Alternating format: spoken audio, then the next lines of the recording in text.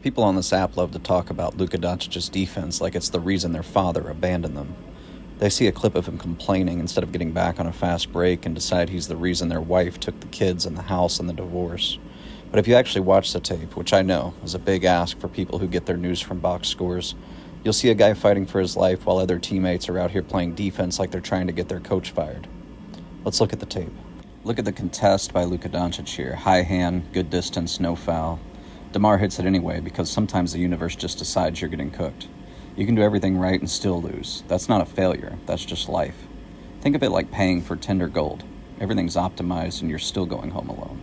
Expecting Luka to stop this is like asking a librarian to stop a riot. At this point, he's not a defender. He's just a witness to a felony. Russ scores, the casuals get their cone clip, and we move on. Next. Look at these next two. Luka's in his jersey. If you think this is bad defense, you're the same kind of person who watches a domestic dispute and asks what she did to start it. DeMar is hitting shots that are more consistent than a pre-search history. It's perfect defense, but the internet will call Luka a cone because they have the basketball IQ of a fentanyl addict. This isn't a breakdown, it's just a man getting out-talented. Now let's look at the Lakers, whose defensive connectivity is currently more non-existent than a father at a housing project. Let's get into the real trash. Let's take a look at Jared Vanderbilt here. Ball watching so hard he might as well be a spectator with a courtside seat. He's got the spatial awareness of a Roomba on ketamine. He's not even playing defense, just a 6'8" obstacle waiting for his life to start.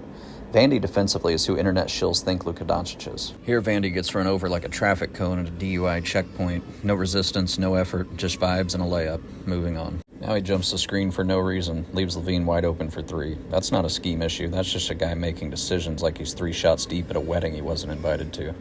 If ball watching were a sport, Vanderbilt would be a first ballot Hall of Famer. He's staring at the rock like it's a positive pregnancy test in Anthony Edwards' DMs.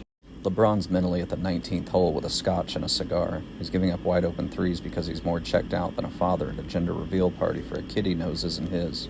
He's fully checked out. Next. Here LeBron James takes on DeRozan, and you can see him trying to flop for a call like a stripper trying to get a workers' comp claim. Bucket.